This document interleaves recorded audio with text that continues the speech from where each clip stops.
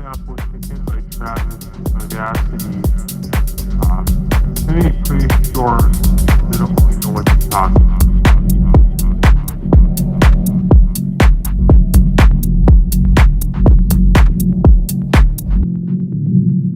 I'm Laura London, and this is a special quarantine edition of Speaking of Jung. Joining us for the 13th edition in this series is author and illustrator Mr. Mike Clelland in Saranac Lake, New York, and Jungian analyst Dr. Kenneth James in Chicago. Mike Clelland is a seasoned outdoorsman and UFO researcher who has written extensively on the subject of owls, synchronicities, and alien abductions. It was his first-hand experiences with these elusive events that have been the foundation for this research. His long-running blog, Hidden Experience, explores alien contact and how it overlaps with a long list of other strange phenomena. It also features extended audio interviews with visionaries and experts examining the complexities of the overall UFO experience. He hosts a monthly podcast, The Unseen with Mike Clelland, on Whitley Strieber's UnknownCountry.com. Mike's first book, The Messengers, explores the mysterious connection between owls, synchronicities, and UFO abduction, and includes a foreword by popular UFO historian Richard Dolan. Originally published in 2015, an updated edition was released just last year. A companion book, Stories from the Messengers, is a further exploration into the connection, both symbolic and literal, between owls and UFOs. It reads like a collection of short stories, with each chapter telling a deeply personal story where these mysterious experiences are explored in depth. The foreword was written by best-selling author and UFO abductee Whitley Strieber. In between, Mike published a selection of his blog posts in a nearly 400-page book titled Hidden Experience, a memoir of owls, synchronicity, and UFO contact. It includes a foreword by Red Pill Junkie.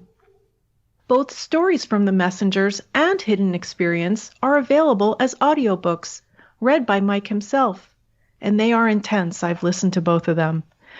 Mike is also considered an expert in the skills of ultralight backpacking and is the author and illustrator of a series of instructional books on advanced outdoor techniques. He has worked as an outdoor educator in some of the most beautiful and remote areas of North America.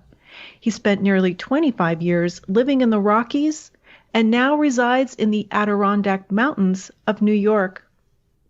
Dr. Kenneth James holds a Ph.D. in Communicative Sciences and Disorders from Northwestern University and a diploma in Analytical Psychology, which is the degree of a Jungian analyst from the C.G.JUNG Institute of Chicago. Along with a background in mathematics, he completed 4 years of postdoctoral study in theology and scripture at the Catholic Theological Union. He has also taken lay ordination as a Zen Buddhist under Roshi Richard Langlois and studied the Kabbalah with the Lubavitcher Rabbi Meir Hai Beniyun. He holds the rank of Professor Emeritus after a 33-year career as a university professor and now devotes his time as founder and director of the Soul Work Center in downtown Chicago, where he practices as a Jungian analyst. He is also a frequent speaker at the C.G.JUNG Center in Evanston, Illinois. In addition to his appearances on this podcast in episodes 45 and 56, Dr. James has been a guest on Richard C. Hoagland's The Other Side of Midnight, Fade to Black with Jimmy Church, and the long-running late-night radio show Coast to Coast AM. Please visit the website speakingofjung.com, where you'll find links to everything discussed in this episode in the show notes. This interview is being recorded on Sunday, January 24th, 2021, through the magic of Skype. Dr. James, Mr. Clelland, thank you so much for joining me here today. You are most welcome. Let me introduce both of you so that the audience knows your voices. So, Mike, will you say a few words? This is Mike, and I'm have been looking forward to this since we talked about it. I'm actually quite excited about this. Thank you so much. And yeah, I was a guest on your podcast, The Unseen, a couple weeks ago, and I'll provide a link to that in the show notes. And this is kind of a continuation of that talk, I would say. And I've asked Dr. James to join us here today. Dr. James, would you say hi? Yes, hello, this is Ken, and I listened to that podcast, and so I was really excited to be able to be a part of this today.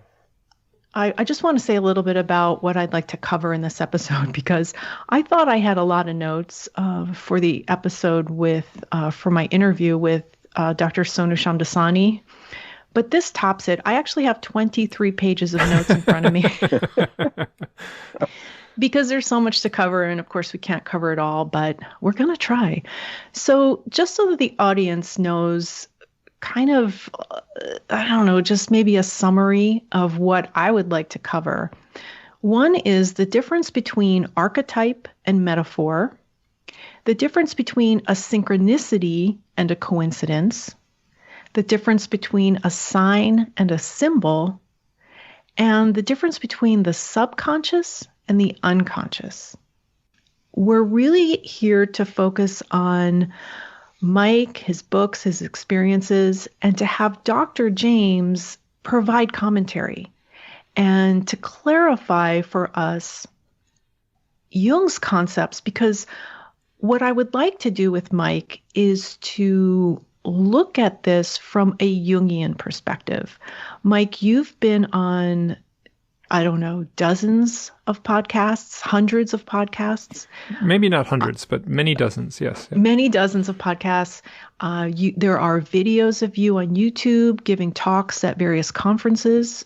And so a lot of your stories have been out there. You do have your own podcast. The Hidden Experience blog is you interviewing people and you talking about your experiences and their experiences. So what I'd like to do here is focus on this from a Jungian perspective. What you're kind of known for are owls, and how owls seem to appear in your life around synchronicities that you experience and your UFO sightings, your possible abduction experiences.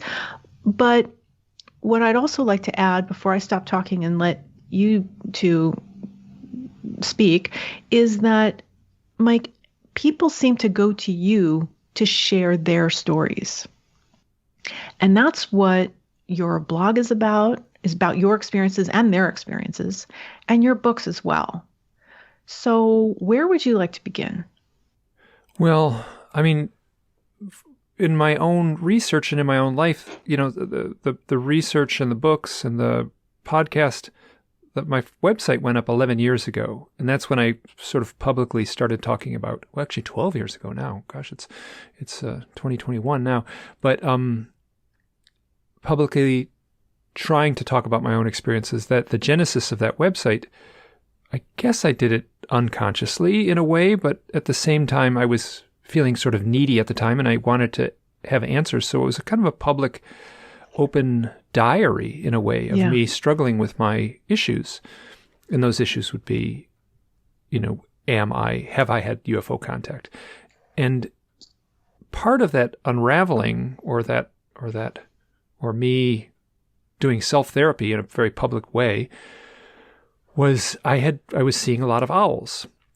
I've talked at length of that. You know, if you stack all three books up, it turns out to about 1,000 pages of UFOs and owls. And so I feel like I've covered that topic, you know, ad nauseum in a way that maybe I crossed a line and covered it too well. But what I found is that, and this is the culmination of all that writing and all the sort of gritting my teeth and trying to make sense of this, is that in some way, reality, if these experiences are to be believed, these UFO contact experiences, I'll say they're taking place in, you know, our reality, even though they do oftentimes have a very dreamlike quality to them.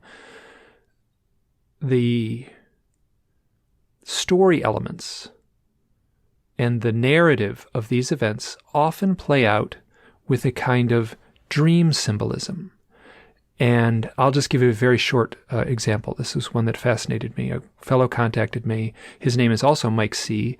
I wrote a whole chapter about him in the second book. He was driving home from work. He crossed a bridge. An owl flew right in front of his face, and it scared him. It really jolted him. So he had like sort of a shock to the system. And this is full daylight. This isn't at night. This is in traffic in the suburbs of a city in Massachusetts. He crosses a bridge. He makes a turn. And then within about a half a mile, he sees a hovering flying saucer. Now, he's in traffic. He can't do anything. It's on the side of the road. He doesn't sense that anyone else sees it. And he moves along, and he's stuck in traffic, so he loses sight of it. And as he was driving away, it just rises off into the clouds. Mm-hmm. The point in that story that really stuck out for me is that he had just crossed a bridge and he had seen an owl. Now, there's one more aspect to this story that made it significantly more intense for me. And he was listening to my voice he was listening to a talk I had given. So he was driving his car, listening to my voice, talking about owls and UFOs as he saw an owl and UFO. And I can't separate that from the rest of the story. But the one element that fascinated me was that he had just crossed a bridge. Now, to me, that is like dream symbolism. So here's like this symbolic sort of, I'm cautious to use the term archetype, but there's a sort of a dream element, dream symbolism, a bridge, crossing from one place to another. And then there's also the dream symbolism of the owl. And I would also say the dream symbolism of the UFO. These are, these stories, this is what, I kind of say this is what floats my boat, is these stories that are so rich with this kind of symbolism. So consequently, people are contacting me with these stories. I'm putting a lot of energy out there asking for these stories. These stories are arriving mostly through my email inbox. Other times people write me letters or I talk to people at conferences and such. But people are contacting me and telling me their stories that are awash in this kind of powerful, symbolic, I use the term mood or vibe. Like these stories are sort of saturated with this mood or vibe of something that for me gives it a stronger resonant power. So that's where I'm coming from. Some of my own experiences certainly have that element to it, and that is what has fascinated me, and that is that's the thread I'm pulling on, the stories with these elements. Okay, so that's great. So let's use that as an example. So just to clarify, this gentleman was listening to your interview while he was driving? It was a talk I had given, yes. So he was listening to a talk. He had downloaded the audio of a YouTube video and was listening to me talking about owls and UFOs as he saw an owl and UFO. Right, while he was driving. He sees the owl, the UFO, and now, Dr. James, what do you say? Is that a synchronicity? Let's start there. So let's look at that, because technically a synchronicity, I call it kind of level 1 synchronicity from Jung, is about a link between an event occurring in the mind, in the psyche, an image, a dream, and a resonance of that in the day world, or the so-called outer world or waking life. It comes from Jung's belief that psyche and matter are two sides of the same coin, or two aspects of the same reality. In philosophy, this would be called monism. The concept of synchronicity has been extended, I would say maybe in the past 30 years or so, to mean, in addition to that, which I'll call the classical definition, synchronicity has come to mean the meaningful co-occurrence of two events that are not related causally, but somehow are connected in terms of underlying meaning.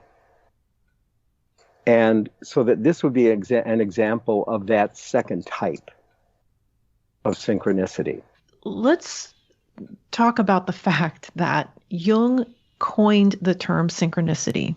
And his essay, which, just like with his quote-unquote book, Flying Saucers, which I hope we get into later, his essay, Synchronicity, an A-causal connecting principle, is not a book, but it has since been published as a book. It is an essay that is contained in volume 8 of his collected works, which is The Structure and Dynamics of the Psyche, and I'll have a link to that in the show notes. But it is Jung who coined the term. Now, I have heard it misused a lot, and I've asked various analysts throughout the history of this podcast to clarify that term, but I don't think it's going to change in the popular culture. I don't think that word is used the way Jung originally explained it, outlined it, and the way he conceived of it with the physicist Wolfgang Pauli.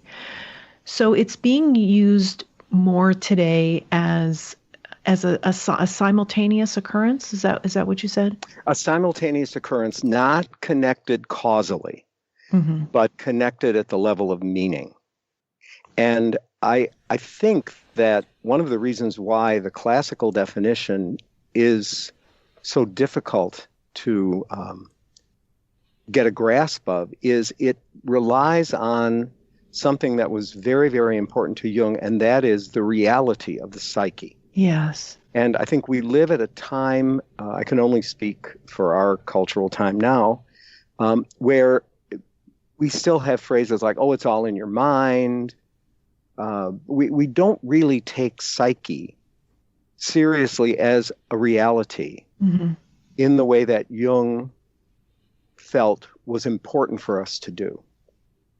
So now Mike's example of the gentleman in the car seeing the owl and the UFO, owls are nocturnal. They only come out at night. But Mike, you said this was during the day.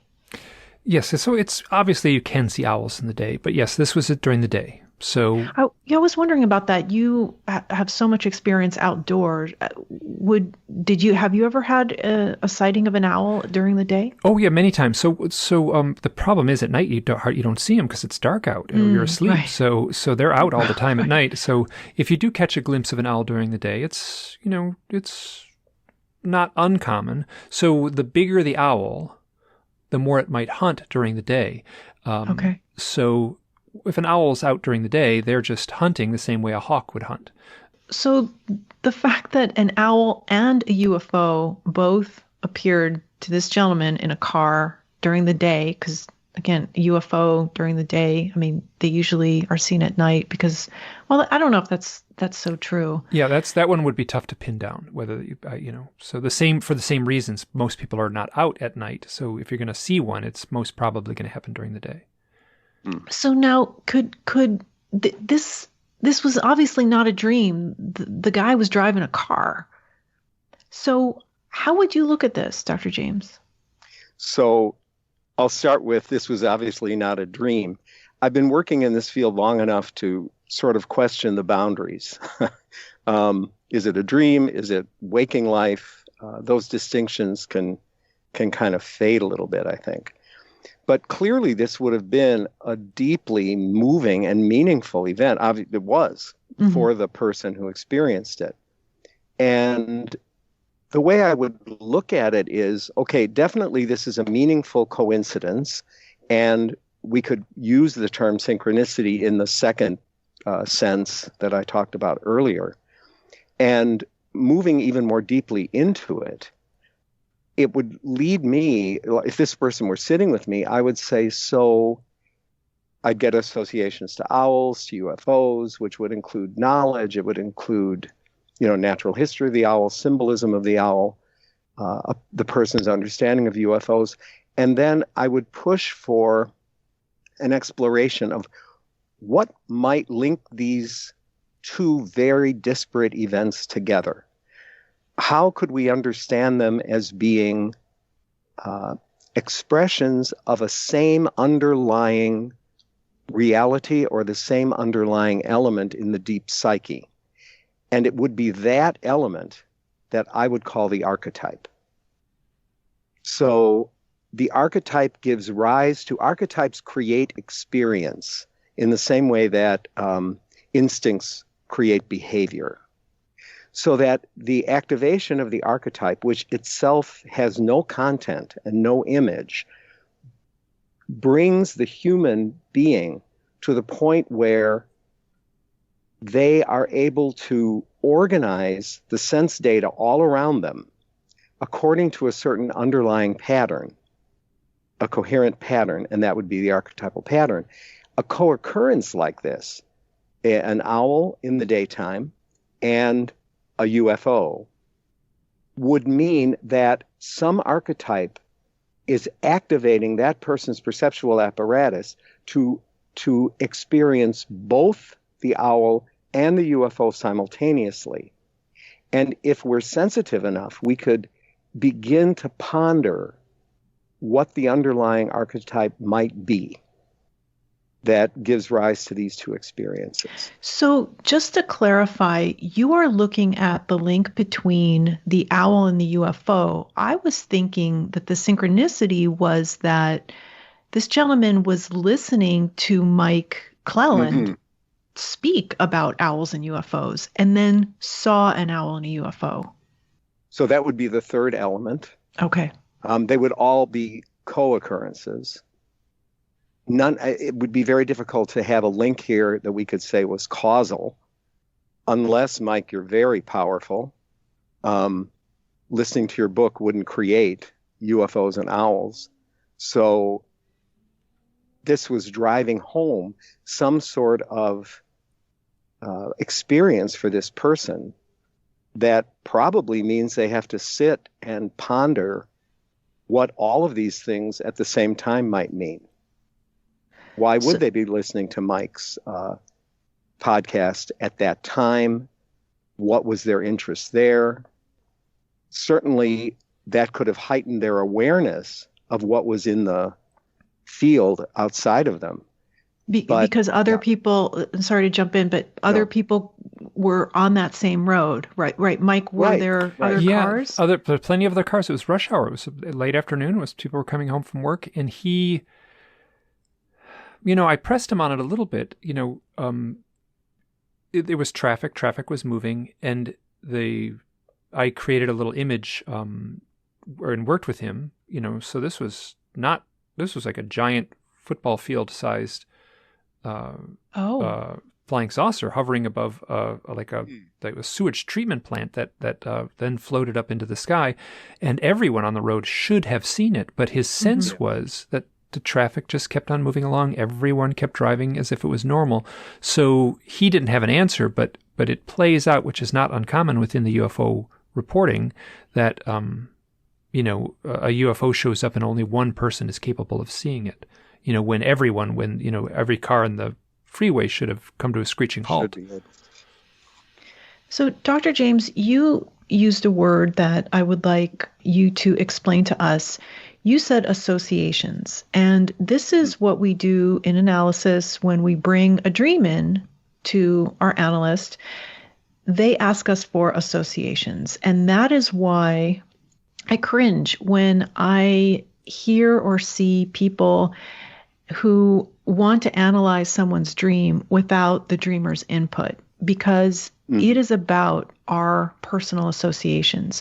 So there are two things we do in dream analysis: associations and amplification. So would you explain that? Sure. So a person brings in a dream, and the first step is getting associations for as many of the elements in the dream as possible. That would include not just persons and places and things, but also feeling, tone of the dream, or connections in the dream that may have particular relevance for the person associatively.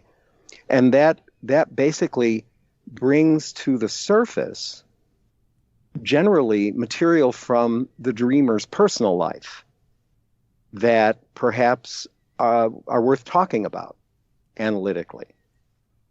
Then amplifications kind of kick in when we've exhausted the personal associations, but there are still what I would call enigmatic elements of the dream that don't seem to have any personal relevance to the dreamer, but do have a certain attractive energy or draw interest.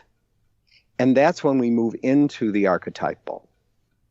And it's always a both and with Jung, as you know. Nothing is ever only one thing. And sometimes that can get misunderstood because, people might say, well, I wasn't really talking to my sister who's been dead for 12 years. It really was something else. No, you were talking to your sister, and it was something else as well. The amplification may be different than the association. So if I dream of an owl and my niece dreams of an owl, what owls mean to me is very different from what owls mean to her. So my associations with owls now would be UFOs and Mike Clelland and everything that we're talking about here today. But with my niece, who knows nothing of this, if I ask her what her associations are with owls, I don't know what she would say, but it would be very different from my associations with owls. Yeah. And that factors into the interpretation of a dream. Yes, it would. It would. But also, if I could go further into this particular example, because I think it's an amazing one. And, the owl, if I look at it in terms of archetypal symbolism, and this is in no way exhaustive, but the first thing that pops into my mind would be the goddess Athena, and who's referred to as gray-eyed Athena in the Iliad, well, in other writings as well. And Athena is the goddess of wisdom and war, and I've been thinking a lot about this relative to your book, Mike, and your books. And Athena is kind of dual, because we think of wisdom as that overarching sort of awareness of underlying meanings. And then war is about conflict, it's about conquest, and those two things don't seem to go together.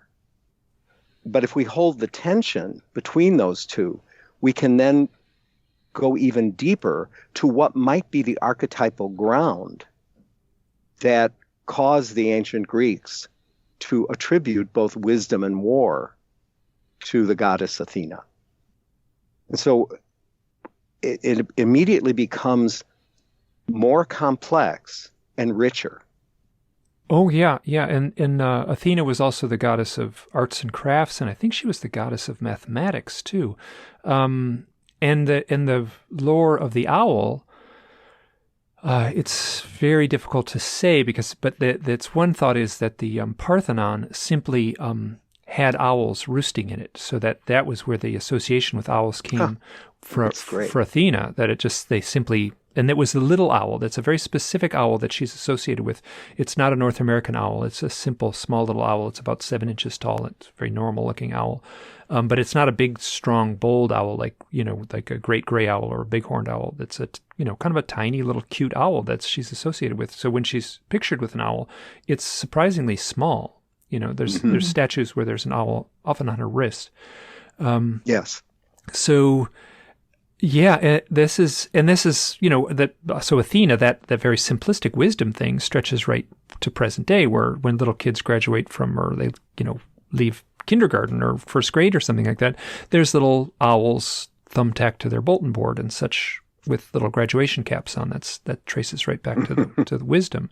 So I agree. Yeah, it's a I'm very cautious to try to parse out the meaning of a myth, because that's almost right. Well, you have to touch on that at some deeper level in a way.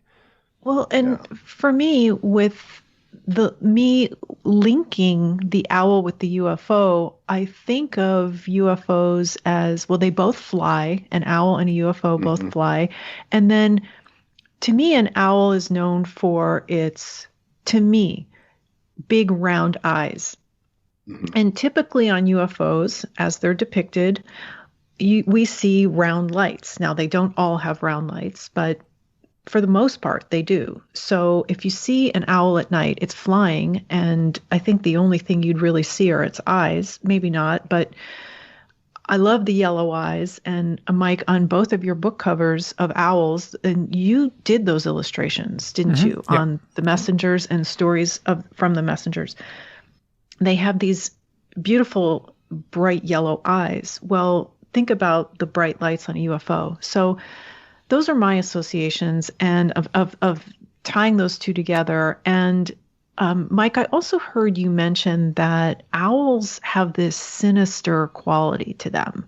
I mean, they can be cute and they could have little caps on. And I've even mentioned, it's in my notes, I don't know if I mentioned it on your show, Mr. Rogers' Neighborhood, the Land of Make-Believe, X the Owl. He's so cute, and I loved seeing him when I was a child. But there's also this. Do you remember talking about this, Mike? This sinister, yeah. I mean, owls are predators, full-on predators. I mean, they're it's like looking into the eyes of a tiger or something like that. So they are and not all owls have yellow eyes. So like the barred owl, which is one of the larger North American owls, has a total black eye. Inky black. There's no color at all in it. Is it barred, B-A-R-D, or barn? There's a barn owl too, and they have. I'm pretty sure they have all black eyes. A barn owl and a barred owl, B-A-R-R-E-D. I think. I'm sorry. Spell that again. B-A-R-R-E-D. Barred. Oh, okay. So, and they have little. I think it's because they have little bars, little stripes on their the way their feathers are, and not like a barred, like a smart owl, like that. Not like, got it. Yeah, they're very common, and they actually have the loudest North American owl call. So when people describe like a really loud call, they'll hear that's usually a barred owl, and they're pretty common in North America. So, but they have these inky black eyes. So yeah, so you're looking at a predator. Now, also owls have owls cannot move their eyeballs right and left, right? They truly don't have eyeballs. We have little spheres in our skull that can rotate side to side, so we can have our head locked in position and we can look right and left to a certain degree. Owls, because of their night vision, the shape of their eyeballs is not a sphere, it's a cylinder. So they cannot move their eyes right and left. And what they have adapted, that it's just because of the it allows them to gather more light at night, just the different shape of their the different shape of the cornea versus their retina in the back of the eye. They have developed this eerie, what's called head stability. That's when you see most birds are kind of twitchy and kind of nervous appearing. Owls appear totally serene because their necks move in this eerily fluid way. So you have something very arresting, a bird that cannot move its eyeballs and that moves its neck very smoothly, unlike any other bird. And it and then they are predators. So they have that intensity. So when I get reports, people, it's very common for me to, people say, oh, like I saw an owl in my tree in the yard and it got really scared. That's normal. That's the same way of saying, like, if you saw like a coyote or wolf in your yard, you would be scared. Anytime a predator has a different power over a bunny rabbit or a deer. Right. So, Dr. James, how would you bring in the symbolism of the owl? And maybe now we can talk about the difference between a sign and a symbol of how the owl is this companion of Athena, but yet it's also this predator, which goes back to you talking about how Athena was dual, goddess of wisdom and war. So a sign and a symbol, what's the difference? I think that what Mike just did took owl and moved it from sign, which maybe because of his writing, people would think, oh, owl, UFOs, that would be at the level of sign. But then when Mike goes into sort of the anatomy of the owl's eye, and I think, Mike, isn't it true that the owl is the only bird with both eyes facing in the same direction? I'm pretty sure there's other predators that have eyes a little closer to the front of their face, but owls most certainly do, and they're also the only Egyptian hieroglyph that is seen head on. All the other hieroglyphs are seen in profile. Sidewise, that's right.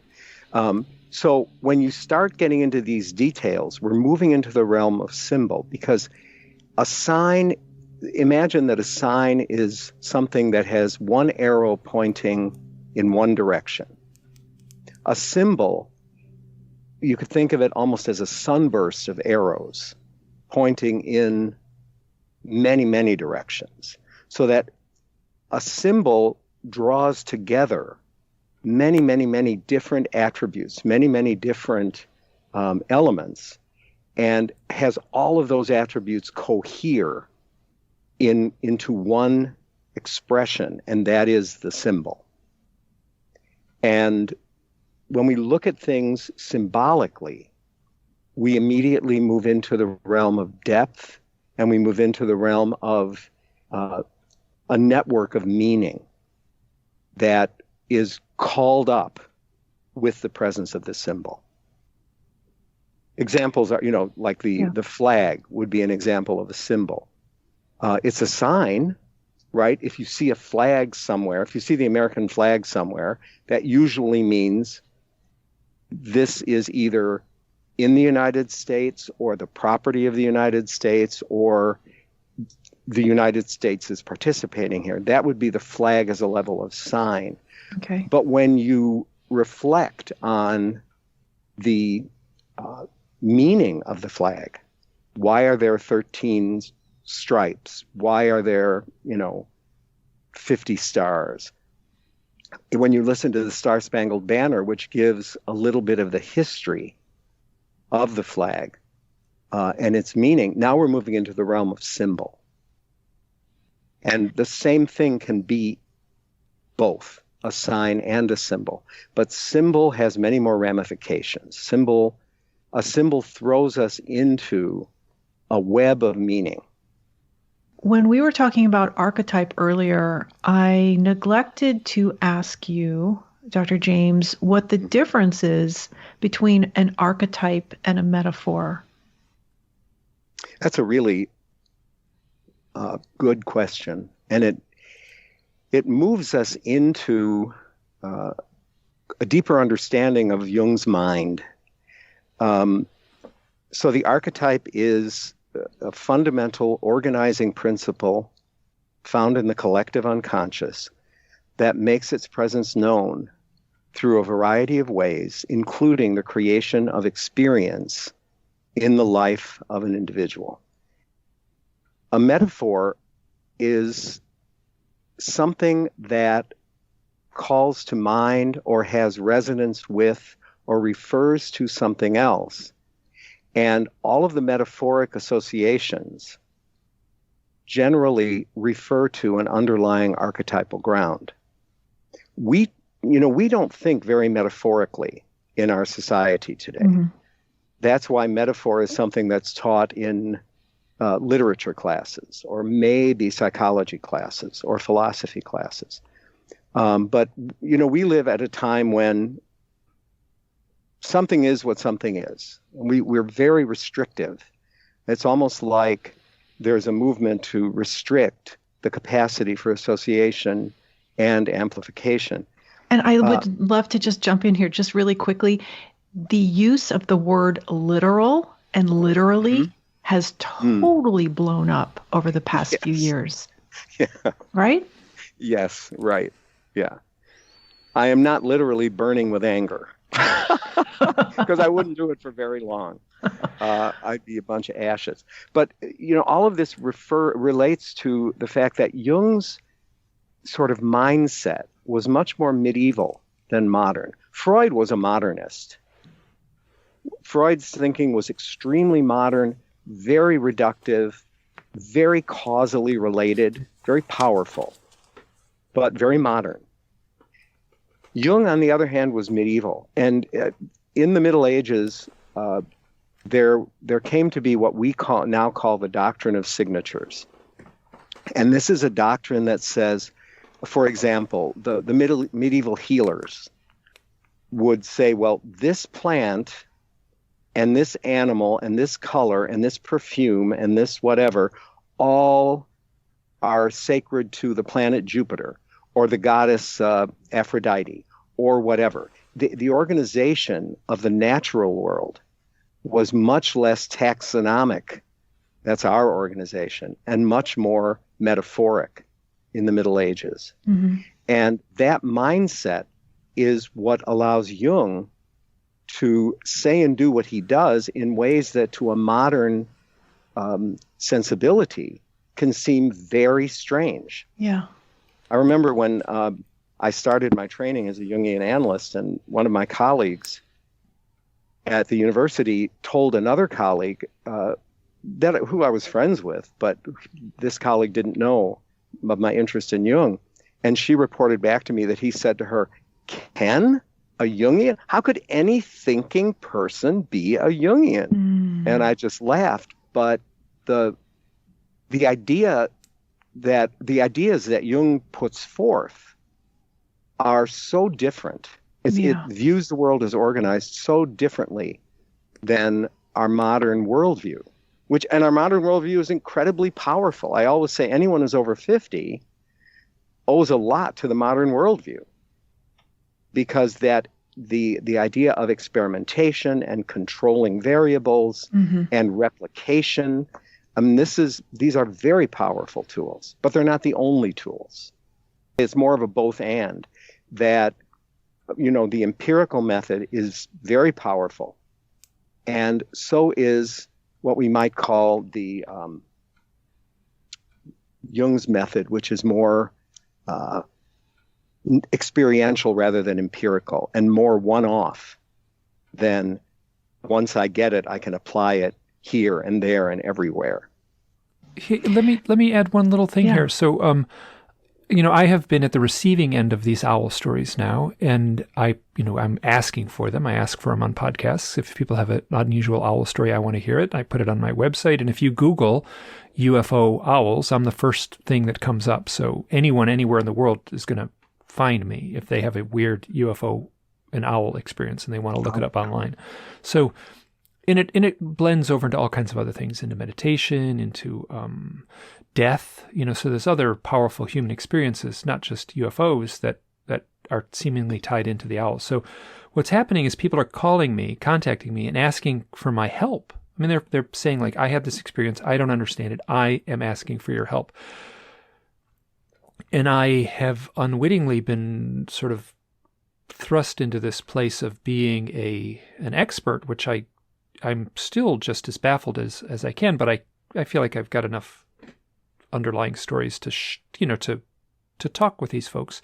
And so my very strong sense, and I argue this as the books go on, like as my ideas coalesce a little more, that the owl experience, the experience of the owl in a highly charged human experience, whether that's death, whether that's UFO contact, whether that's an initiation. People often see owls at a time of initiation.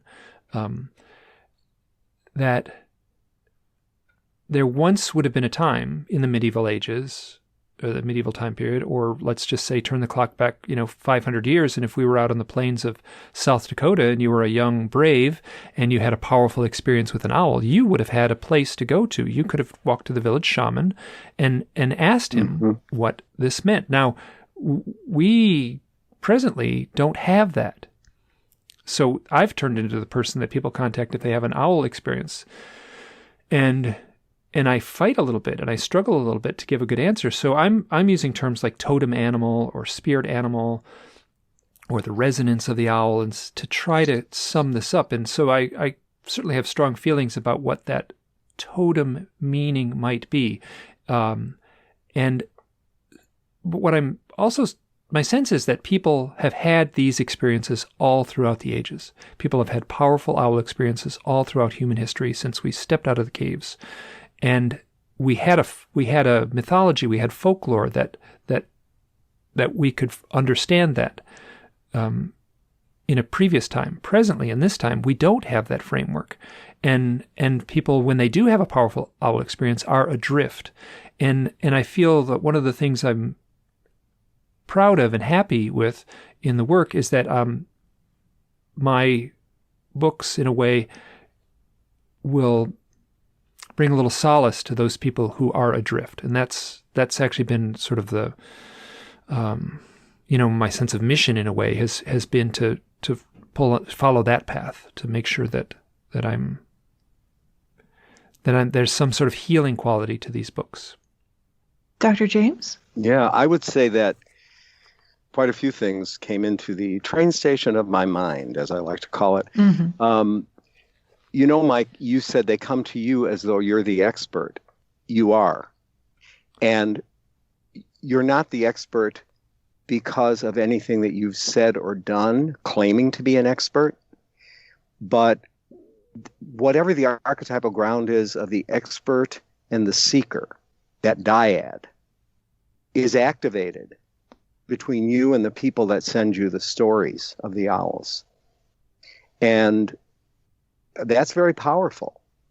And as you reflect with them on mythology of the owl, or, the traditions, the shamanic traditions in various cultures, you actually are healing them, helping them heal.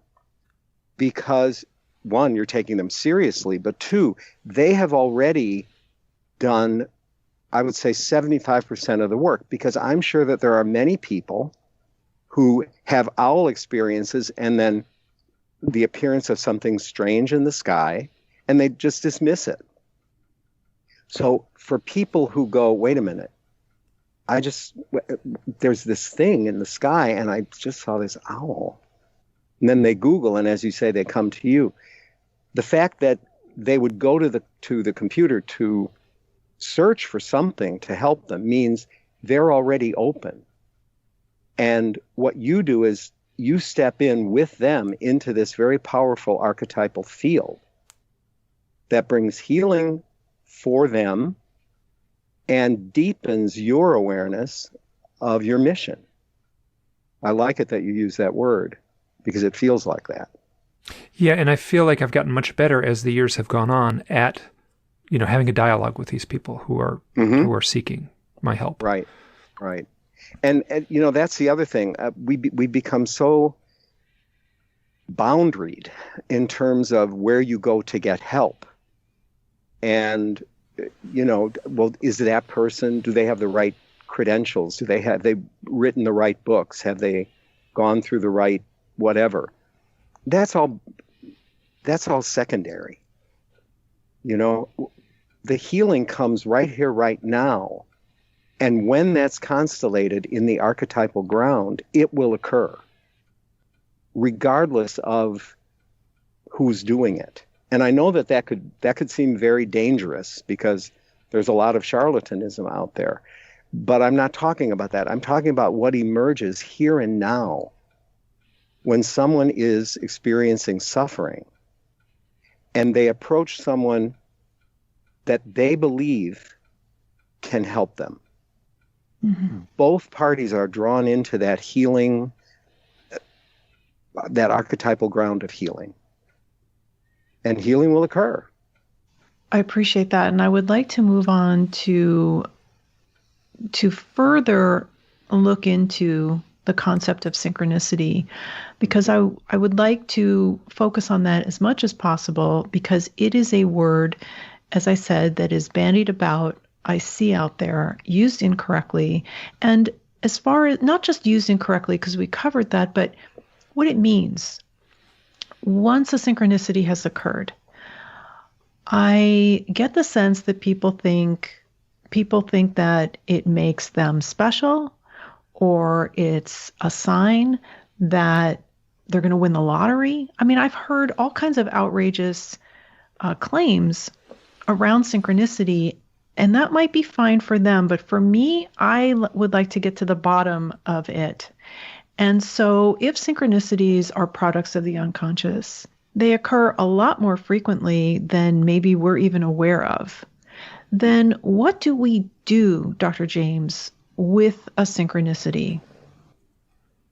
Well, one of the most important functions of a synchronicity like so many other aspects of Jung psychology, is to put the ego in its proper relationship to the collective unconscious, and especially to the archetype that Jung eventually came to call the self. And another way of saying that is the role of the synchronicity, just like the role of almost anything else that Jung covered, is to relativize the ego, so that the ego comes to understand that it's an extremely important participant in this life, but it is not the master. It isn't in charge. And a synchronicity taken appropriately is a beautiful way for that to happen. It's as though the collective unconscious is bringing us opportunities to move us closer and closer to wholeness. The term that Jung used for that is individuation. Because usually a synchronicity is met with a response of awe or wonder or sometimes fear, because it is something that's happening that has very deep meaning, but I cannot discern a cause. Right, there's no explanation for it. There is no causal explanation. So basically in his essay, Jung talks about the different ways that psyche links events that occur in time. One very powerful way is through causality. And that's a very important way that things are linked. You know, I dial your phone number and I talk to you. That's a cause and effect link. Another way that events co-occur are simply they just co-occur in time. So we're having this conversation now, and there's probably someone walking down the street in front of my house, maybe walking down the street in front of both of your houses. Mm-hmm. There's no meaning link there. We didn't cause those people to walk at that time. So that's just called a temporal connection. But then this third kind of connection, the synchronistic connection, is where there doesn't seem to be causality. Causality is out of the picture. And yet these things are occurring, and there's a felt sense of meaning in the one who is experiencing it.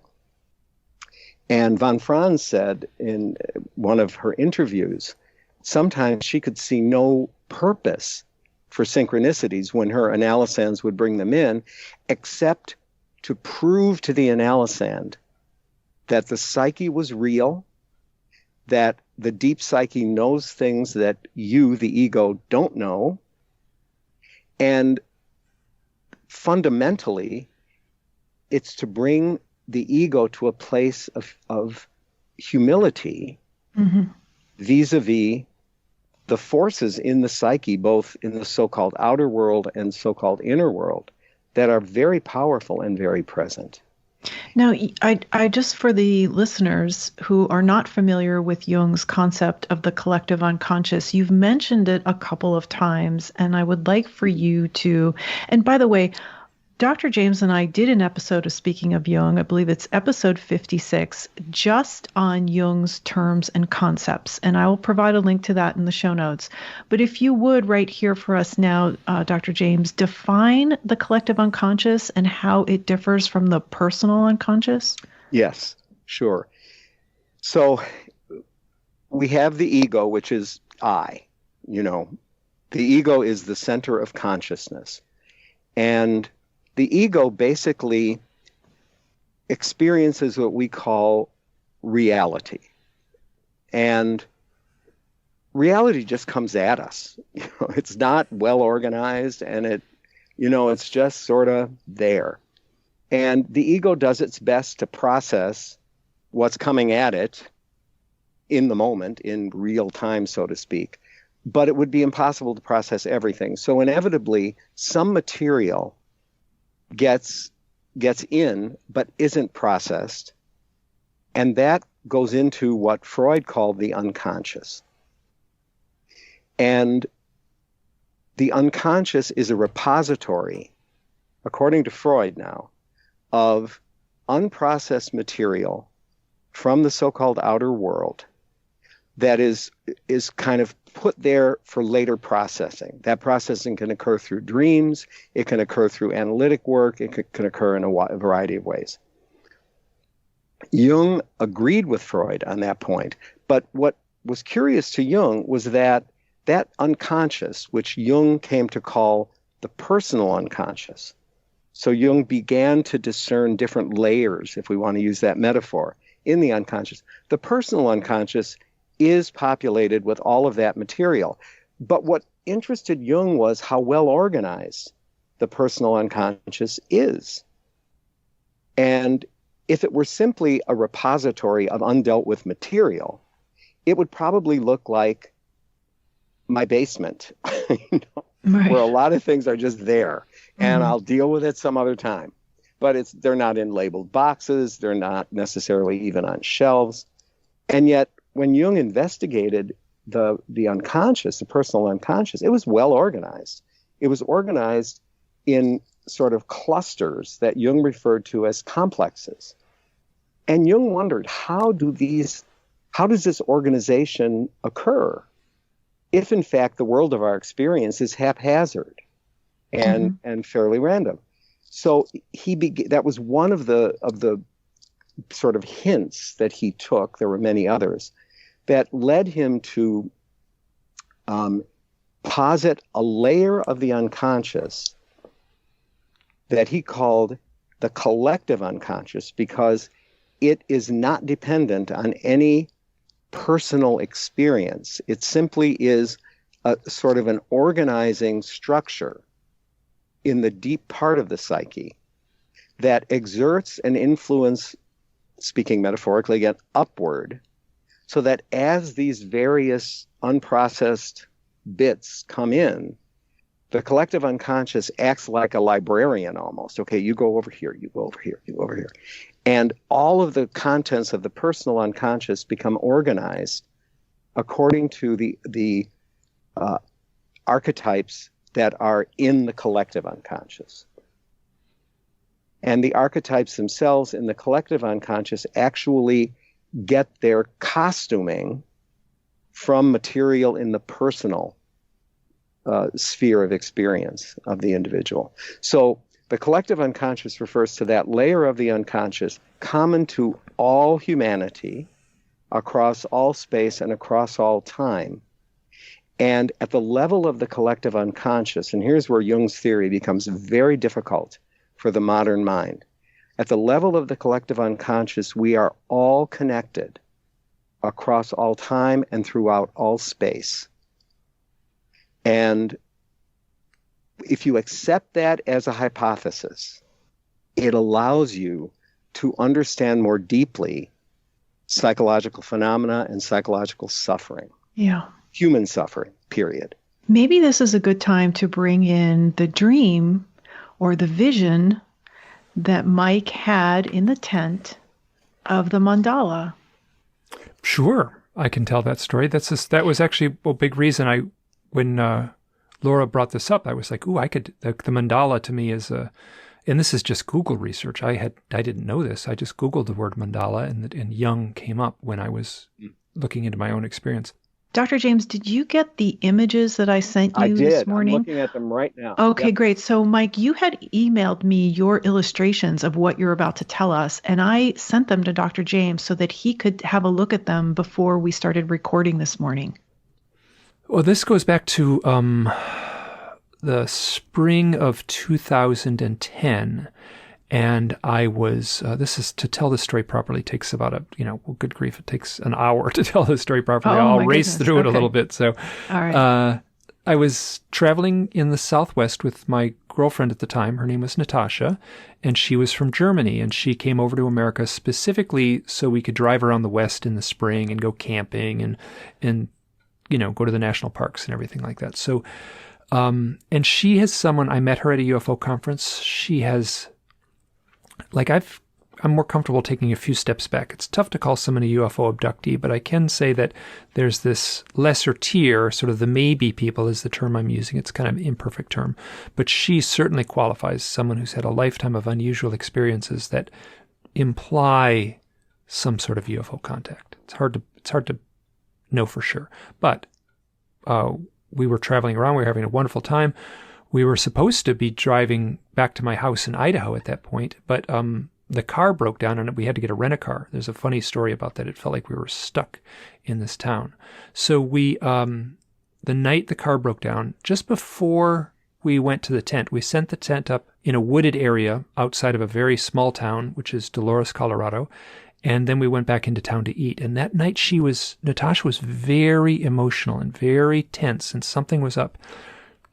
I didn't know about it at the time, so I couldn't figure out what it was. She didn't know what it was. We went to the tent, and we went to sleep right away, and then we both woke up screaming, like experiencing terror. I've actually used the term synthetic fear because it was like irrational fear. I worked for decades doing outdoor work, and I've spent a lot of time in a tent. I've never, ever, ever felt anything like that in my life.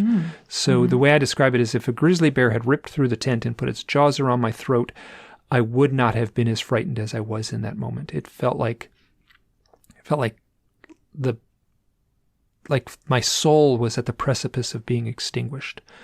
Wait, and you both woke up at the same time? She and I both woke up screaming at the exact same moment. We were both experiencing the identical form of fear. And you were next to each other in the tent? Just touching elbows, side by side. Our little sleeping pads were right next to each other. We were experiencing the same form of fear. I asked her, what happened? What happened? What happened? She said, I saw a face. And then she actually asked, do you believe in evil ghosts? And I knew that the scene was totally like we were both so freaked out. I didn't want to say, yeah, I believe in evil ghosts. So I said, no. I just was trying to calm the scene down. So like it just, and we talked for a little bit, and I was like panicking, panicking, full on panicking. And there was nothing there. There was nothing to see, there was no noise outside. So there came a moment when we both went from full on adrenaline freak out to just like click, we were asleep. And then now what happens next is something I call a dream. I don't think it happened. So I'll just tell you what this dream realm felt like. Suddenly I have this elevator up feeling, and I'm floating up off the sleeping pad. This is illustration 1 in this series here. This is a drawing I did, sort of a rough drawing, but I'm floating up off the sleeping pad. I'm going up towards the top of the tent, and I look over, and over by Natasha's feet, or her knees, I guess, is I called it a mandala the next morning when I described it. I said it was a floating mandala. And it was about the size of a pizza pan, and it was somewhat translucent. So it didn't look like a pizza pan made out of, sheet metal or whatever it is, but it looked like a kind of a glowing nebulous orb, but it was two-dimensional. It felt like it was a flat two-dimensional thing floating inside the tent. My very first thought was, when I looked at this thing, I thought to myself, I'm floating up, like elevator up. I look over, there's this weird glowing mandala in the tent with us. And I say, that looks like the thing in my eye. I'll get back to that in a minute, but it didn't look anything like the thing in my eye. It looked like a floating pizza pan. So I go up through the roof of the tent, and I don't bump into the tent. And then suddenly I'm in this white realm. I've told this story many times, and I told this to a near-death experiencer, researcher. And it's when I said that, she kind of paused and very dramatically said, "The white realm." You're in the white realm. I'm in the white realm, and as I'm floating up, I'm saying, I have to remember this. I have to remember this. I have to remember this. Somewhere in the midst of this, in the white realm, there's nothing to see. It's just this totality of whiteness, just like magical, mystical, endless whiteness. There's no anything there. But that's where I am, and I'm saying to myself, am I on a table? Am I on a table? Am I on a table? And then I hear Natasha with her German accent say, "Mike, you're floating." And then whoosh, I'm back in the tent, and I'm asleep. So I don't actually remember coming in the tent. It just felt like whoosh, like it felt like being sucked whoosh, back into the tent. And then I slept fine.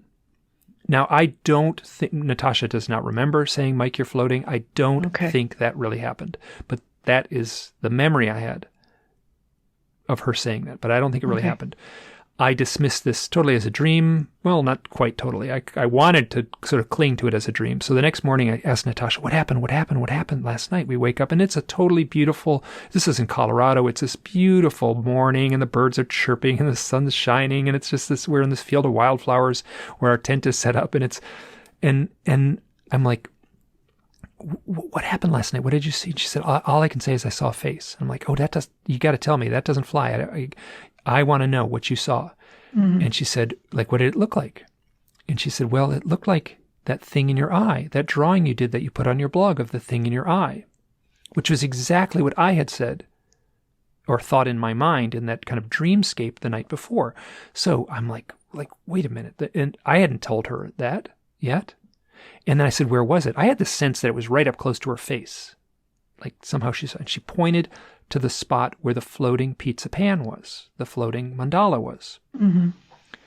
So we leave the tent that morning. I literally walk around the tent, like walk through the woods. I'm looking for a spot where like a flying saucer had landed, right? Like a big burn mark in the grass. I didn't find anything. It was this idyllic, perfect morning. And so we were stuck down there for a few more days because we had to rent a car. Anyway, we had a wonderful trip. And I knew a friend, and she also has had UFO experiences. And I said, we're down in this part of the Four Corners area. I know you've been down here a lot. What should we do? And she said, you go to a sweat lodge. So she told us the fellow to talk to, and it was nearby in Canyon de Chelly, which is just across the Arizona border, in the Four Corners area down in that corner where mm-hmm. That part of the Southwest. So we had this wonderful, beautiful experience of having a sweat lodge on the Navajo reservation, right near Canyon de Chelly. And it was this powerful, beautiful experience for both Natasha and I. So there's this, like a shamanic ceremony that we got to experience that I was interconnected with this. Now, it had been, so that was March or April of 2010. In the autumn, in October of 2009, this relates back to the conference that Whitley Strieber held in Joshua Tree. Yeah, and I just want to jump in here. Mike and I were both at that conference. We didn't know each other at the time.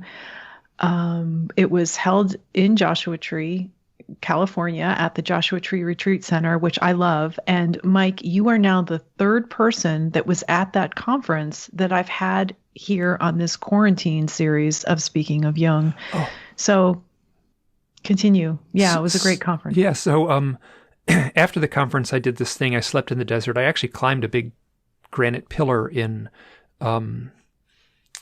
Joshua Tree National Park and slept outside at night on the top of this big pillar. And, wow. And I do this thing where when I sleep out sometimes, I'll basically say, listen, I'm open, I'm receptive to whatever the universe has to give me. Mm-hmm. And oftentimes I'll have a powerful, I was going to use the term synchronicity. I will have a meaningful coincidence. I'll have a powerful dream, but nothing happened. A couple days later, I was in Southern California and I was, in a park in Pasadena, and I was looking at the sun. I just had a couple hours to kill. The friend I was staying with was actually her husband was coming over to sign the divorce papers. So she said, oh, don't come over right away. Give me an hour. And I said, no problem. I'll give you. So I laid down in a park in Pasadena and I kind of drifted off to sleep a little bit. And just, that moment when you kind of squint into the sun and you can kind of see the twinkles and the halos in your eyes when you're looking into the sun, like on a beach or on a sunny day, there emerged an image in my eye of I'm going to say it, a weird image of a face in the eye. And that is image 3 in this series of illustrations I did. So I'm bald and I have big eyes. So this image looked like a little seated Buddha, maybe. It's kind of 2 intersecting rings, and it had its halo quality to it. You know what it had? It had the quality of, the garish sort of Hindu paintings that have this psychedelic halo that surrounds the deity. It had that kind of vibe to it. It was very tough to transfer. I did a pencil illustration, which is a little more accurate, which is illustration 4 in the series. That's pretty close to what it looked like in black and white. It was very psychedelic. I just want to say, Mike, I will upload these images that you've drawn, if that's okay with you. Oh, absolutely. Sure. To the website, to my website here on this episode page. So there will be links to these illustrations that Mike's referring to in the show notes at speakingofjung.com. If you click on episode Q13, you will be able to view them. Okay. Wonderful. So this image appears in my eye. I have a tiny cataract in my right eye, and it was in my right eye, and it was the cataract. It's basically a flaw in the lens of the eye where a milky bit of protein congeals and collects, and it has impacted my vision very slightly in my right eye, mostly just seeing things at night. But I could focus on this thing. I could focus on it in that kind of quiet, peering into the sun state, and it was razor sharp, its clarity. So when I got home, I laid down in the living room floor, looked into the sun out the window, squinted my eyes like that, and then drew it. And that's the pencil drawing. I then tried to create the psychedelic colors that it had. It was like looking at the refracted, like weirdness of the glass on the thick bottom of a Coke bottle. It had that kind of twinkly quality to it. So the very first thought was, this looks like an alien, this looks like a death skull, and this looks like me. The image actually had little sideburns on it, which I had at the time. And it was like, my first thought was like, oh my God, like I have to put this on my blog. And I am the only person who can see it. So like I got nothing. I got no proof at all that this exists, but it's just like I can see it totally clearly. Nobody but me can see it. It eventually, about a month later, it faded away. It's gone. There's nothing to see now. But that was the image that Natasha said she saw. She said, I saw a face. Okay. And then that was what I sensed I saw. I saw a circle with a little dot in the center of it. And that's what I saw. But in my mind, I said, oh, that looks like the thing in my eye. Now, years later, so here's this event in the tent, and it has this mandala floating there, but I see it as something else. I see it as, like, I don't see it, but I say it in my mind that it looks like the face in my eye, which is me. Natasha says she saw a face, and I said, what does it look like? She said, it looked like the thing in your eye. So it's like, it was weird. It was like seriously weird. And then years later, a person contacts me, and this is a fellow who I will say has had UFO contact experience. He contacts me and says, you know that illustration you did, that pencil illustration on your site that you drew of the thing in your eye, that is a Vesica Piscis. And a Vesica Piscis is it's the intersection of two circles.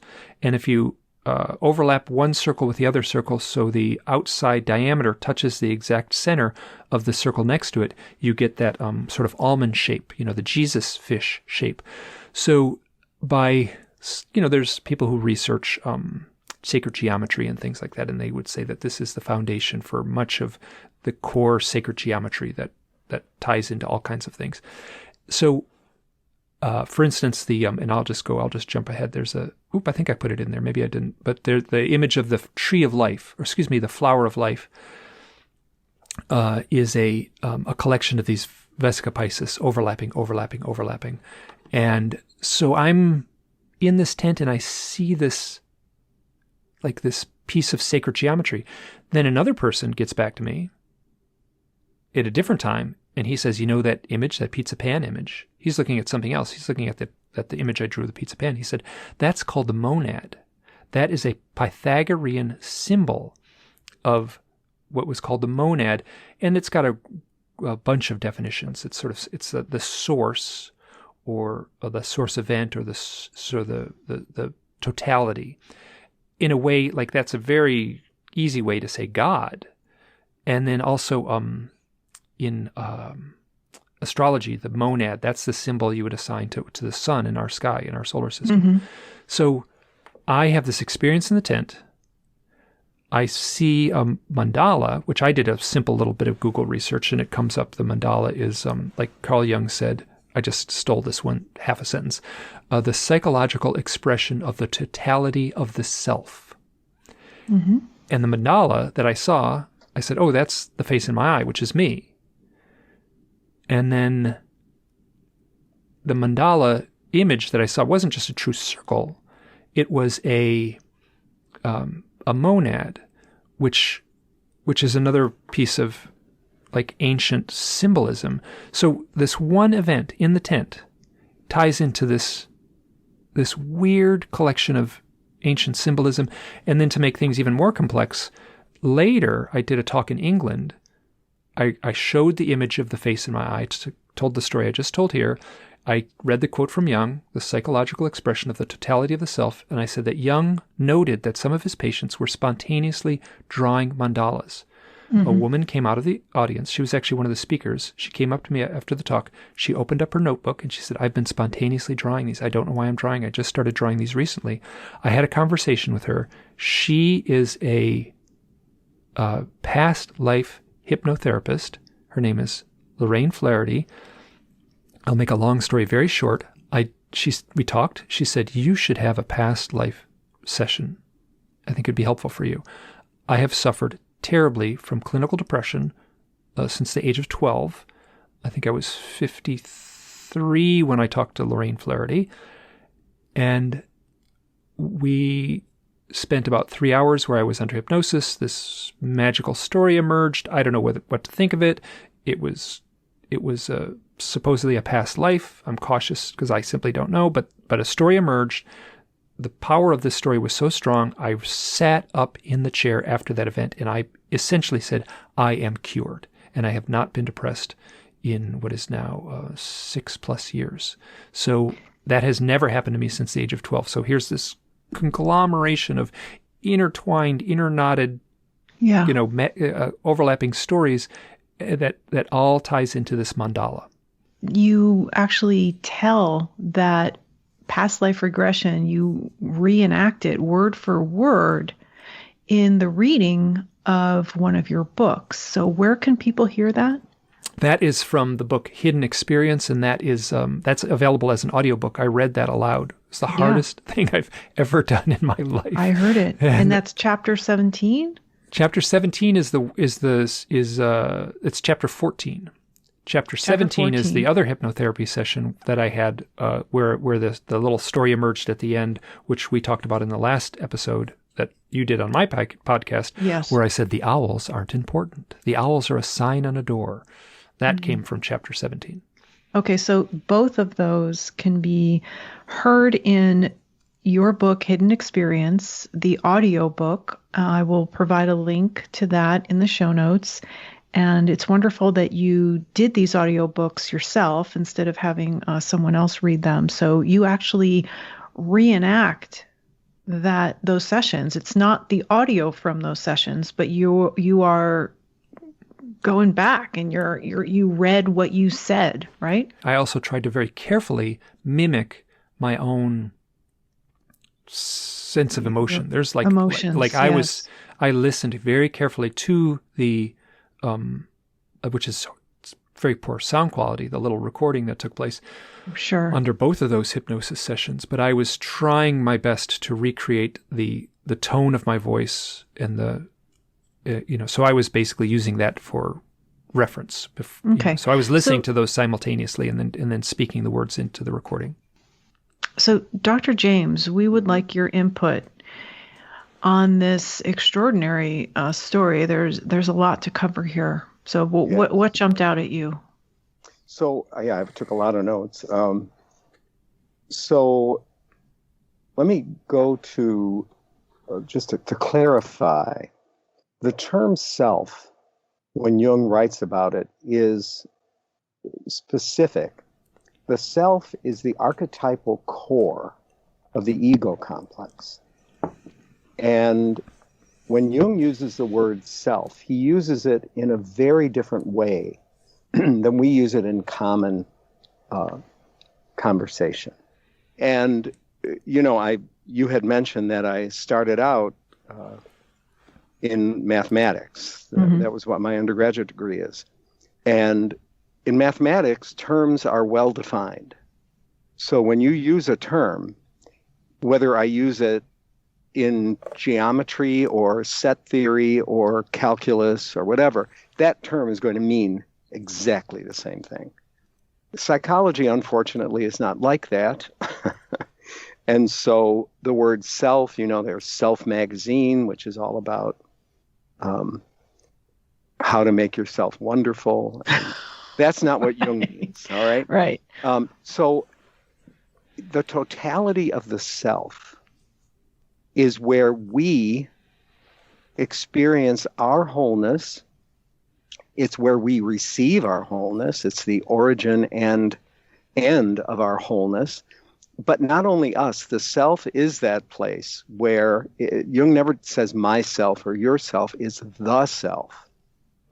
And the spontaneous drawings of mandalas, Jung pointed out, often occurred when people were experiencing deeply dissociative, deeply dysregulating life experiences. So when their life seemed to be falling apart, or perhaps they were having an inrush of unconscious material that was really disturbing, maybe even disturbing their connection to what is consensus reality and what is fantasy, mandalas emerge and serve as anchors for people who are going through particularly difficult events or experiences.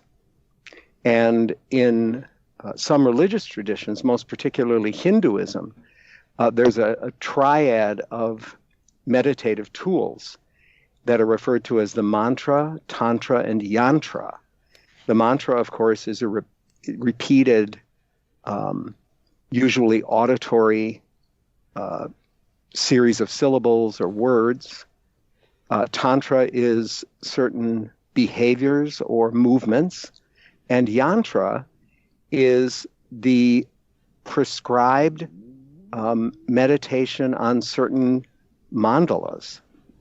And all of these are designed in the Hindu tradition to bring people to a greater sense of their connection to the divine realm. So there's so much here.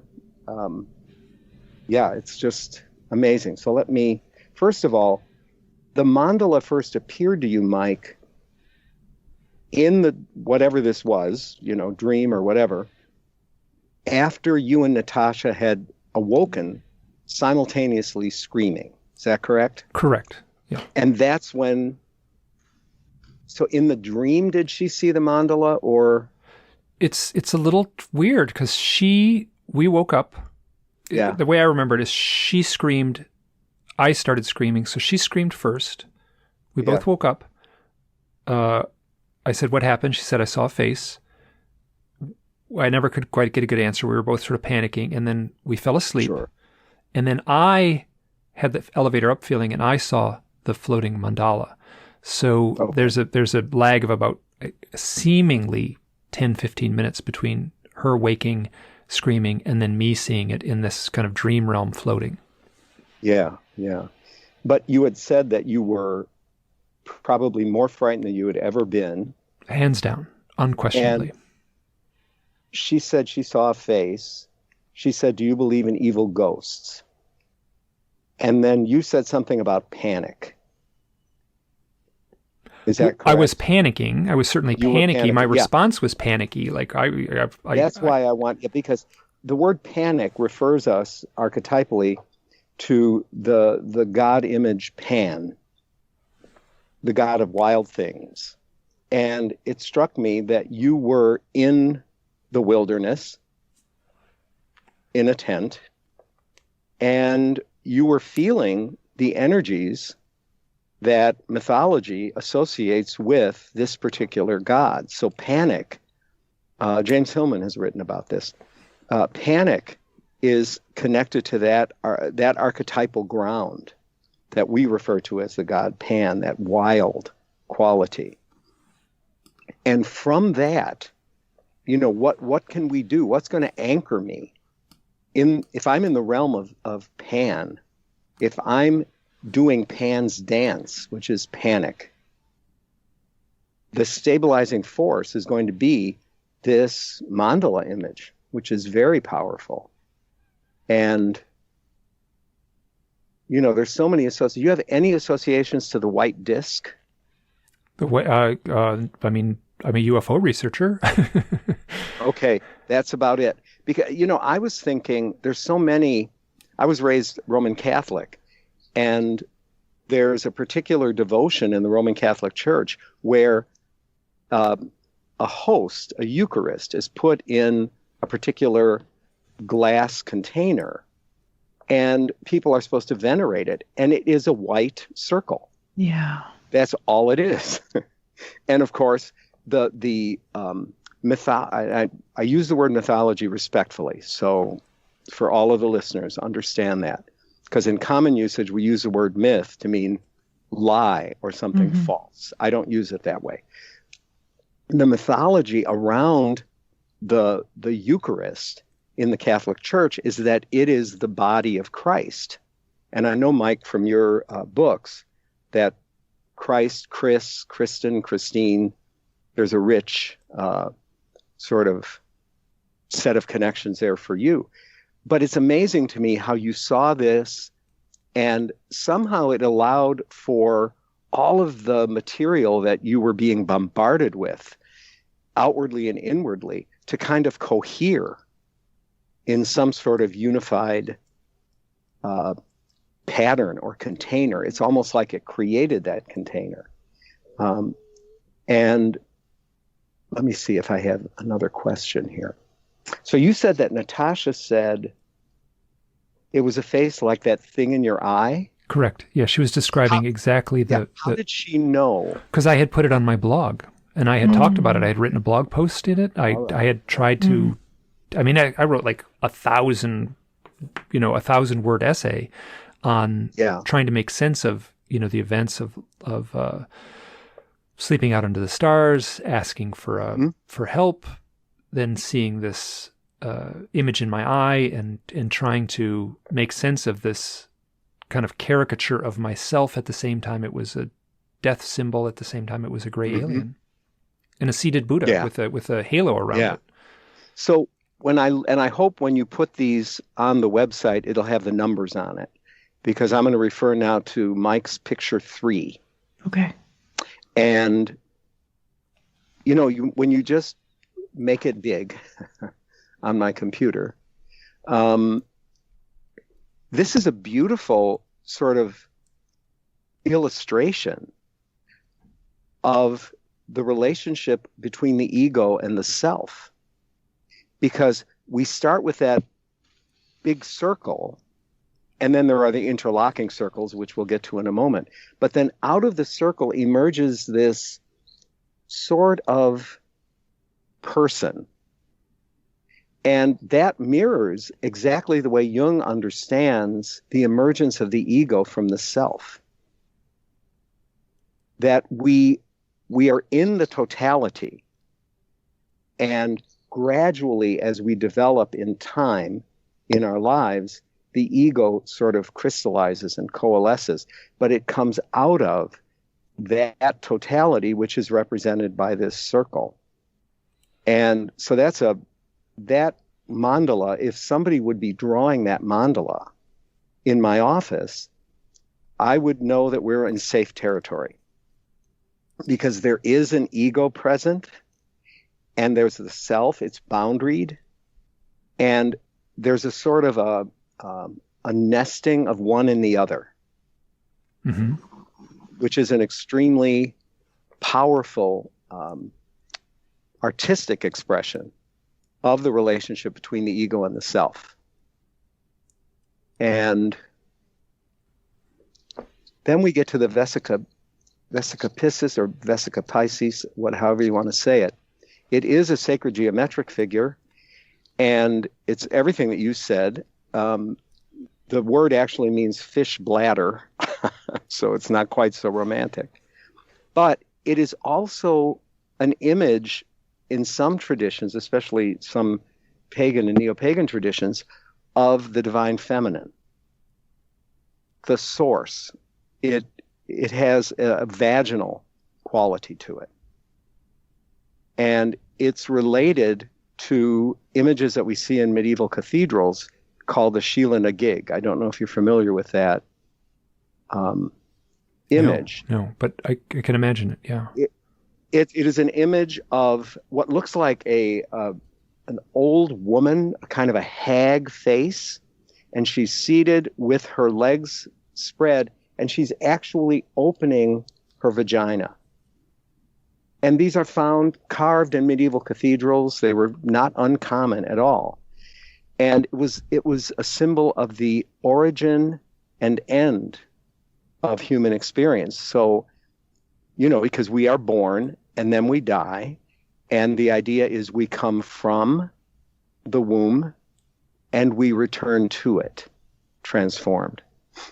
So whatever was going on here, I'm very happy to hear and not surprised that you experienced a healing of what you had suffered from, the depression, because there's a lot of healing energy in all of these experiences, even the panic, because sometimes what has to happen is a total reorganization of all of the elements of the psyche.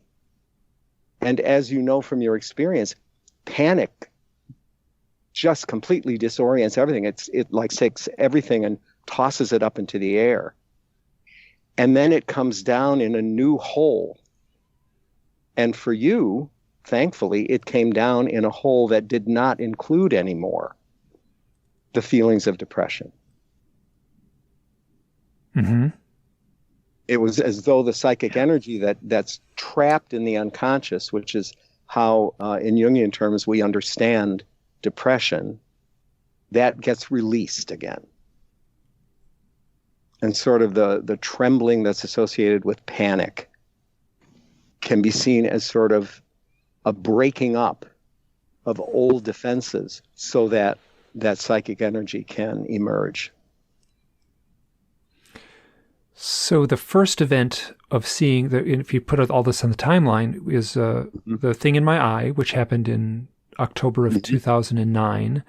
And then the end event would be the past life hypnotherapy session, which took place in the summer of 2014. So there's about 5 years to tell this story, of all these disparate events in this overlapping story. And then when you were talking, like I had the image on my screen. I'm sitting here in front of my computer, basically staring at the pencil sketch, which I feel is a little more accurate as far as how it actually looked. It's black and white, so it didn't capture the crazy colors that it had. But so I'm looking, like I'm basically staring into the eyes of this illustration that I did, which is in many ways me. And it is, I would have to say, if it was, and so you were giving your definition of the self, and I was thinking of myself and my personal self and my mental health at the time. And this is like, it is not a peaceful image. I mean, this is a very distressing, haunted image. And so that was me at the time. Like I was a very distressed, haunted person trying to make sense of all these experiences. So this is, I think that the caricature, the vibe, the caricature is imbued with this frightened, haunted, unsettling vibe, and that was me at that point in my life. So that's, that is how the ego experienced it, and time is a function of the ego. So it took from 2009 to 2014, when you had the regression, for all of these pieces to come together for you and for you to experience the wholeness. But from the perspective of the deep self or the collective unconscious, all of this was happening and was being expressed in that mandala image. It takes a while for the ego to accommodate to it and to ultimately own it. Yeah. Not because the wholeness takes time, but because the ego takes time. Wow, okay. My sense is that there's a grand chessboard that like defines reality, and there's someone smarter than myself kind of putting all the the game in play and can see out into the future, and arranged all the moves on this grand chessboard to play out exactly as it did. So I look at these events in my life, and they play out with this kind of order that mimics a carefully constructed novel. But it's your ego that discerns that. And this is why the ego is as important as the self, as important as the grand chess player. It's because there would be people, and I'm sure you know them, who would narrate all of these events, see no connection, and not engage with them in such a way that it would facilitate the embracing of healing. So the ego is both necessary but not sufficient for what I'll call the Mike project. Okay. I've come to, there's the Laura project, the Ken project, the Mike project, the Natasha project.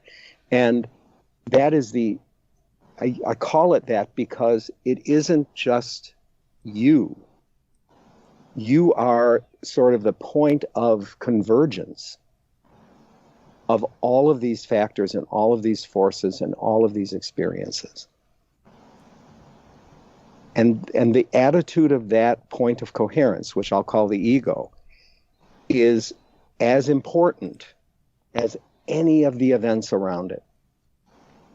Yeah. Yeah. So as we begin to wrap this up, I don't know if there was anything further you wanted to add to that, Dr. James. I was just scrolling through my notes and looking for where I was referring to Jung's concept of the self. And one of the things I hear a lot in this field is that people using phrases like, it's them, they said, they told me, this was orchestrated, this was staged. And I always wonder, is it them or is it us? Is it the self?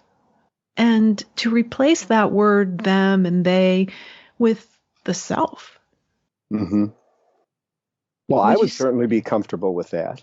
Mm-hmm. Right. To say that there is the beings have set this up, or that they staged it, it is not taking into consideration the unconscious. And I think that when I read all the literature in the UFO field, I'm always in the back of my mind thinking these people are not taking into consideration the unconscious.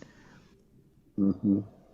Right. Or another way of looking at it is, and Jung sort of intimates this in his essay, the unconscious is being projected out. Yeah. And so, and we've done this, the mysticism of astronomy and astrology, or, to project that out and then to behold it and bring it in can be as effective. The problem is reification, making real. It is nothing but. There's where we get into trouble. Will you say a little bit more about that? What do you mean by that? So I project it outwards. I see, let's say, a UFO. It makes me feel, connected in a particular way to realms far beyond what I can even imagine. Mm-hmm. And that is an important event, and that event is happening. There's no way that any other person can deny or what's the word I want? Erase an experience that you're having. The difficulty comes when it becomes that thing. So then that's a UFO, or that's an angel, or that is, fill in the blank. That's a fairy. That's a whatever. That's my guardian angel. And then that becomes nothing but that. And I start to develop an understanding of myself and the world based on that particular concretization, rather than letting it flow. look at that. That's happening. What's happening in me as a response to that? How do I feel? How does that alter my experiences? There's where we see the dynamism that Jung talked about. Yeah, I mean, I could ramble, but well, I think that's very important what you said, because I do see in here Jung's name referred to in the UFO community, and it's not usually, I don't know, not usually used in a way where people are looking at how does this apply to me, or how do I live Jung's concepts, instead of just what are Jung's concepts, but how does it apply to me? How do I live this? yes. And everything's always outside or up there. Well, what about what's going on, in here? And I know that that's not an easy thing to do. It's not easy work. No. If it were easy, everybody. Right, Go but ahead. the role of synchronicity is to wake us up to that. I'm remembering Jung's description of a synchronistic event in his office. In fact, it's a classic one that is quoted, where he was working with a woman who was fairly resistant to his ideas, and she was working with it, but wasn't quite sure if she was going to buy it lock, stock, and barrel.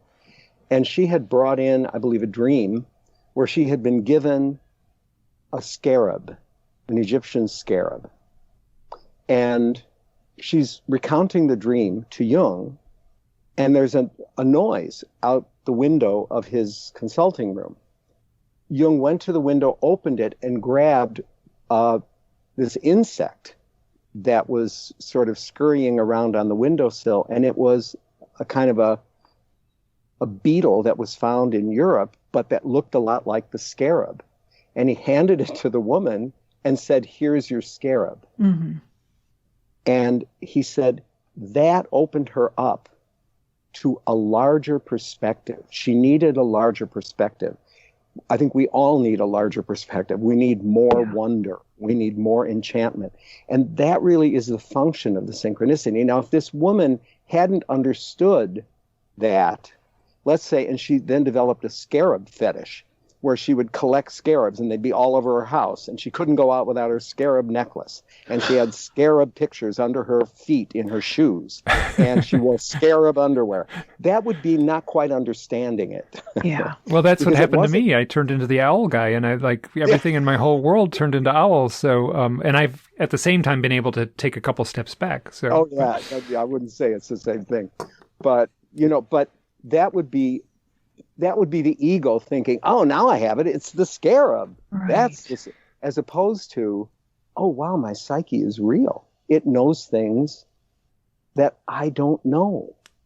And then the ego is in the right relationship to the mystery. I won't even call it the unconscious at this point, because developing the right relationship to the mystery at the core of our being is the process of individuation. There's one more topic I would love for you to touch on before we wrap up, and that is that of the psychoid archetype. When we were talking about synchronicity, I neglected to ask you to expand on that. That is very important. It is. And the way I like to think about it, there's all kinds of ways of understanding it. This is one of Jung's big ideas.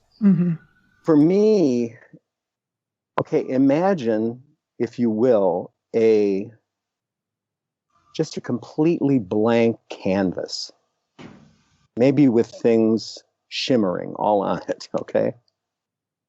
And then in that canvas, there begins to emerge dimly a circle.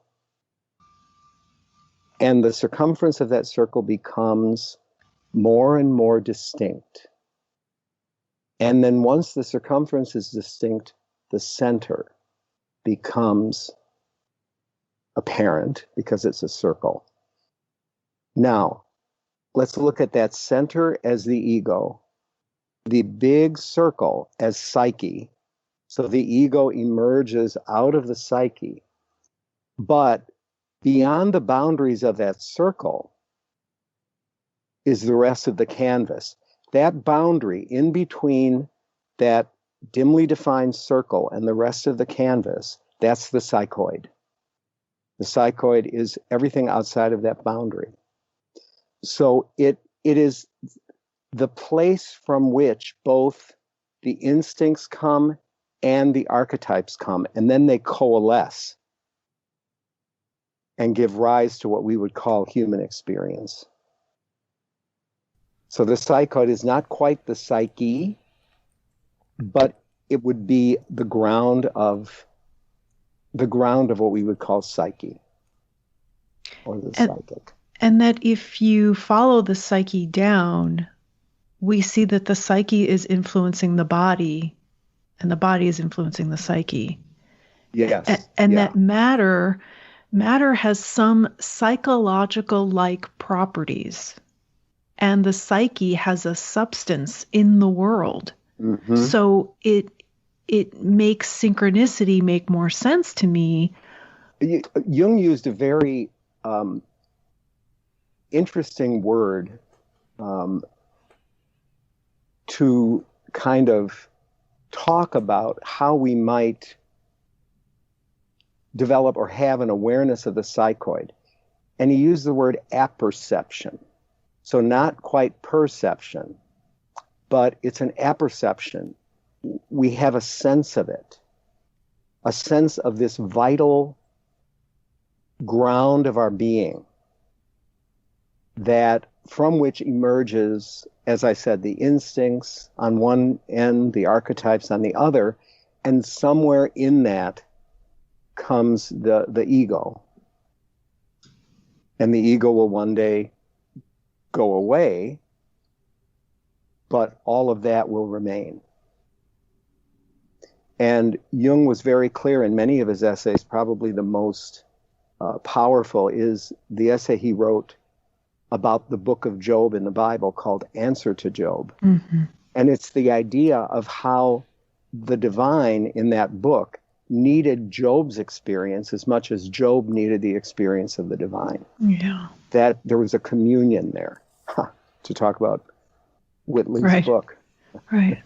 One of the things that initially drew me to Jung is that he didn't think mind and matter were two separate things. Right. Yeah. Right. So as we wrap up, I was wondering if there is anything that we haven't covered that either of you would like to mention. Mike, did you have anything else? Oh, no, this has been remarkable. I've enjoyed every minute of this. And this is, so you're, Dr. James, you've been giving a good, you've filled in a lot of the, like I've been struggling, I used the term a few times, the mood or the vibe of these experiences, of these stories. There's a mood or a vibe. That's a very simplistic way of saying that there's this deeper realm that's connected to, to these inner workings. So I feel like you've given me a much better framework to wrap my mind around these things. Like I'm not a student of Jung, but honestly, most of my knowledge of Jung comes from Laura's podcast. So, but this has been remarkably good to know that there's like I'm not barking up the wrong tree. Let me put it that way. No, and I would like to thank you because of your work. You've given me more trees to bark up. So I like that mutuality. That's wonderful. Okay, so should we wrap it up here? This has been a joy. Fine. Yeah. Sure. Okay. Please visit the website speakingofjung, that's JUNG.com, for more information on everything that was discussed in this episode. There you'll also find all of the previous episodes of this podcast, which are available to stream or to download for free. This episode is also available on Amazon Music, Spotify, and iHeartRadio. And it will be available later in the week on our YouTube channel, Jungian Laura.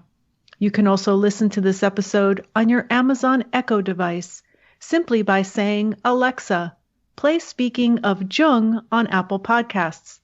Just be sure to pronounce Jung with a hard J. So with special thanks to Whitley Strieber and to the late Anne Strieber, to Raven Dana, the Cleveland Ufology Project, and shout out to UFO Twitter, this is Laura London, and you've been listening to a special quarantine edition of Speaking of Jung.